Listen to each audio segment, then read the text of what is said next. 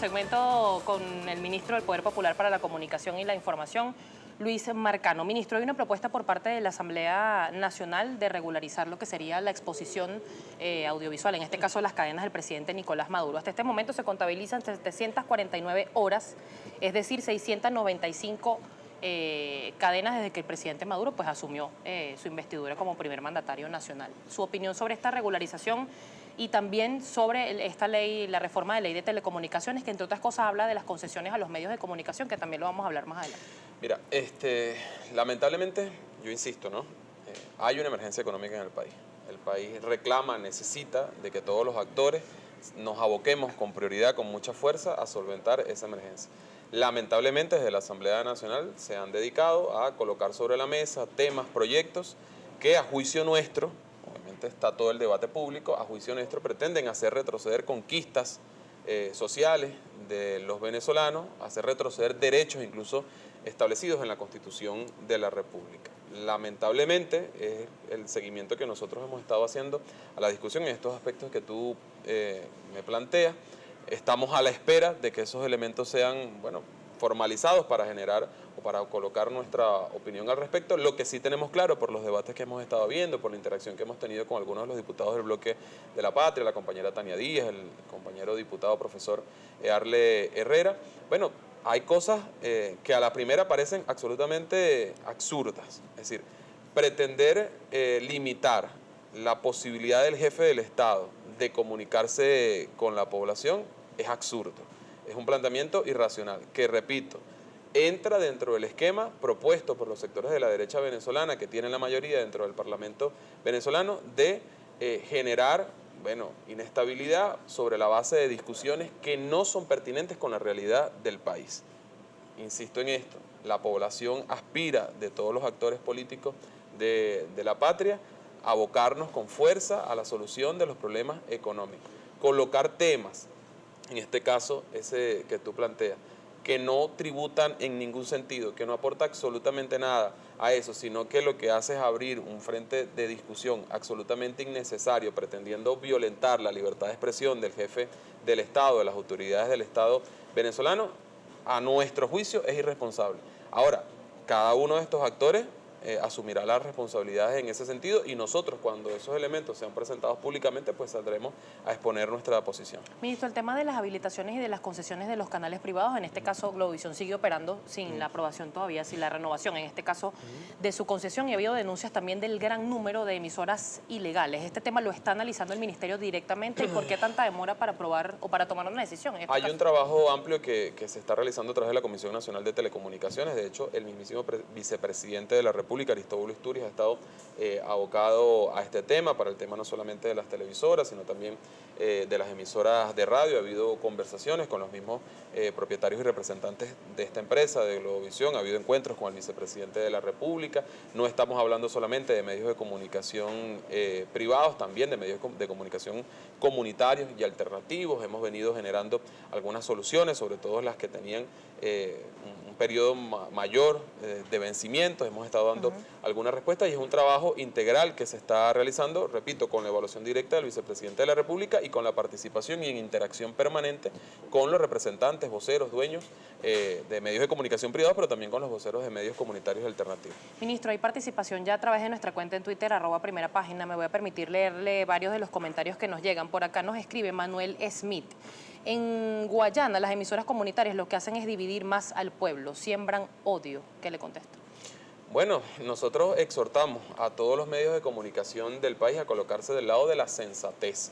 Insistimos mucho en esto, no pedimos a nadie ceder en sus principios ideológicos o políticos o partidistas, pedimos a todos comprender la situación del país, que creo que todos la comprendemos, solo que hay algunos, Dios gracias, es una minoría que pretende, haciendo uso de esa realidad compleja, de esa realidad difícil, sacar provecho político. Eso es absolutamente irresponsable. Nuestro exhorto es a la sensatez, al cumplimiento de las responsabilidades desde los roles de cada quien. Por acá le comenta Emiliano Rodríguez, corredor humanitario es un tema que no cabe, pero guerra económica sí. Hay una guerra económica en contra del país, hay una guerra no convencional en contra del país, que tiene un frente económico. Cuando una empresa procede a la simplificación de producción, por ejemplo, unas empresas que se dedican a la producción de detergentes, que eliminan empaques pequeños para privilegiar la producción de empaques grandes, elimina por supuesto la posibilidad de millones de personas a acceder a esos productos. Y estamos, así como te menciono ese ejemplo, son muchísimos los ejemplos, han sido denunciados, han sido expuestos ante la opinión pública. ¿De qué es eso? Nosotros lo calificamos como una guerra económica, una guerra contra la estabilidad del país, que forma parte de un plan integral para la desestabilización de la patria. Por acá le escribe Nelson Salas, ¿por qué no renovar la concesión a las empresas legalmente establecidas y sí permitir emisoras chimbas que tomen espacio en la radio? Nosotros, insisto en ese tema, estamos haciendo un trabajo para la evaluación de cada una de las concesiones y habilitaciones. Hemos tomado acciones contra emisoras ilegales que estaban funcionando de forma ilegal. Nos hemos encontrado con muchas cosas. Una de ellas, por ejemplo, una emisora ilegal en el estado Bolívar que era propiedad de un diputado de la oposición venezolana. Así también se han tomado medidas en contra de otras emisoras ilegales. Es decir, hay una acción del Estado, hay una acción del gobierno para contrarrestar esa situación a la cual nos oponemos firmemente. Por acá le escribe Judith Janet González. ¿Será que si cambiamos los términos va a cambiar esta pesadilla o la manera de pensar y de ese castigo llamado socialismo? No, es decir, ahí obviamente la compañera tiene una visión contraria a la de la revolución bolivariana, es absolutamente obvio. No estamos hablando aquí de que cambiar un término cambia la realidad, estamos hablando aquí de que el uso de un término desproporcionado favorece la acción política de grupos que pretenden la injerencia sobre el país. Nosotros podemos solventar internamente, como hace todo país soberano, nuestros problemas. Todos los países tienen problemas. Todos, absolutamente todos, de carácter económico, de carácter político. Bueno, veamos, y no es intención nuestra meternos en asuntos de otros países, pero países en Europa que llevan más de 6 meses tratando de decidir la designación de un presidente. Es un problema político de un país que resuelven los ciudadanos de ese país. Nosotros tenemos problemas también en el campo político, en el campo económico, y los podemos solucionar internamente. Lo que no podemos permitir, y la primera responsabilidad allí la tiene el presidente de la República, el gobierno bolivariano, es que ninguna plataforma o ningún gobierno, ninguna personalidad política internacional pretenda decirnos a los venezolanos cómo solucionar los problemas. Entonces, lamentablemente hay quienes dentro del país utilizan términos, y ahí le respondo a la compañera, utilizan términos que lo que hacen es favorecer la intervención o la injerencia de actores internacionales en nuestro país. A eso nosotros nos oponemos radicalmente. Nosotros no desconocemos la realidad, trabajamos para tratar de superar las dificultades que tenemos, pero resguardando los principios de soberanía del país. Por acá le escribe Europe 7771. Buenos días. La Asamblea Nacional actual tiene derecho a un canal televisivo propio para transmitir sus sesiones. ¿Cuál es su opinión? Creo que lo tiene. Creo que tienen un canal, un espacio a través del cual se comunica y hacen uso de él, ¿no? Por acá le pregunta Eva Karina Sánchez, ¿y lo de ayer en Cúcuta qué fue, ministro? ¿Exageración comunicacional o hambre?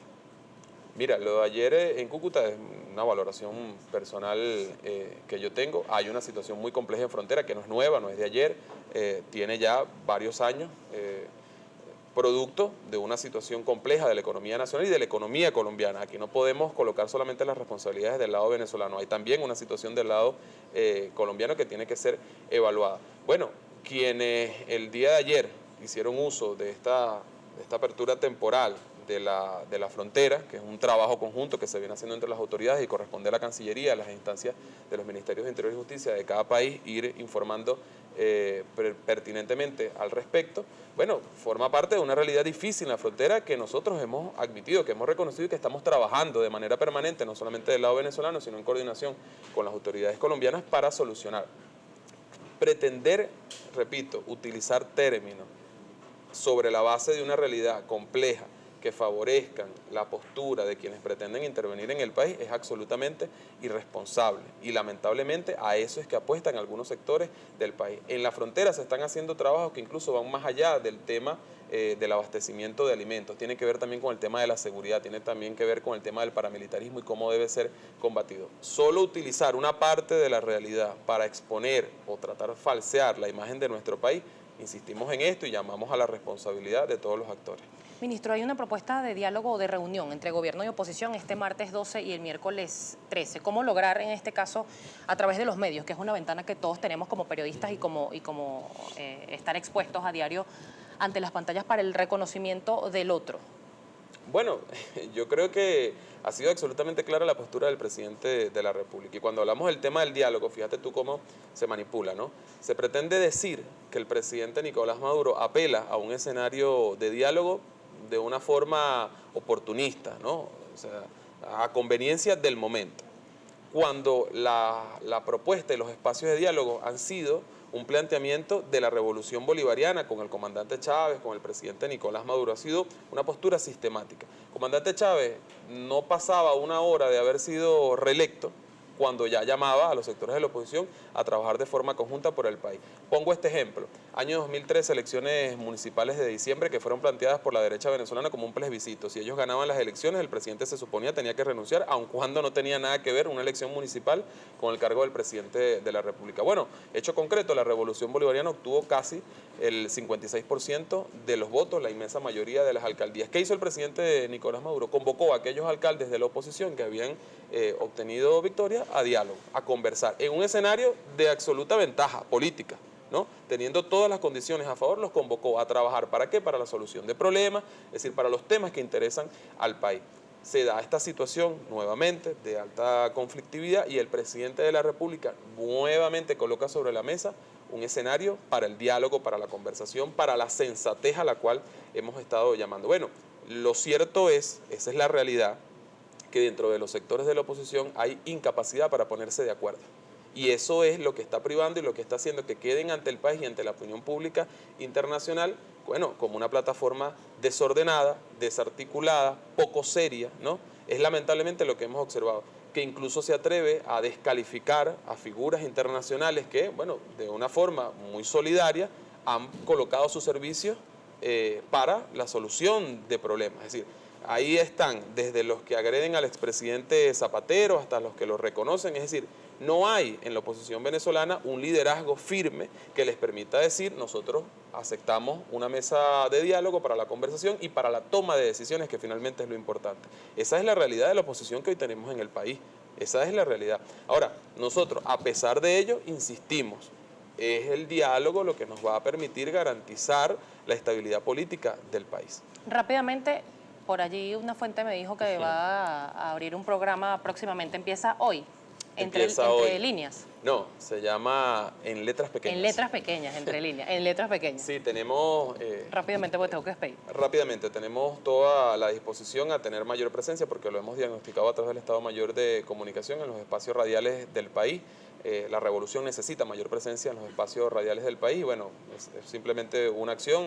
Este servidor va a estar a partir de las 7 de la noche en Radio Nacional de Venezuela. ¿De qué va el programa? ¿Qué va a tratar? Bueno, vamos a tratar de enfocar allí elementos de la gestión de gobierno que son poco conocidos. Yo brevemente te coloco un ejemplo. Detrás de la construcción de cada edificio de la Gran Misión Vivienda Venezuela hay todo un esfuerzo, no solamente de una empresa, no solamente de un gobierno, sino en la mayoría de los casos, bueno, de comunidades organizadas que hacen toda una labor loable para emprender proyectos tan valiosos como la construcción de vivienda. Bueno, esos elementos queremos exponerlos a través de este programa de radio, y repito, de 7 a 8 de la noche a través de la señal informativa de Radio Nacional de Venezuela. Muy bien, pendientes entonces En Letras Pequeñas. En Letras Pequeñas. Muchísimas gracias al ministro Luis Marcano, ministro del Poder Popular para la Comunicación y la Información, por acompañarnos acá en Primera Página.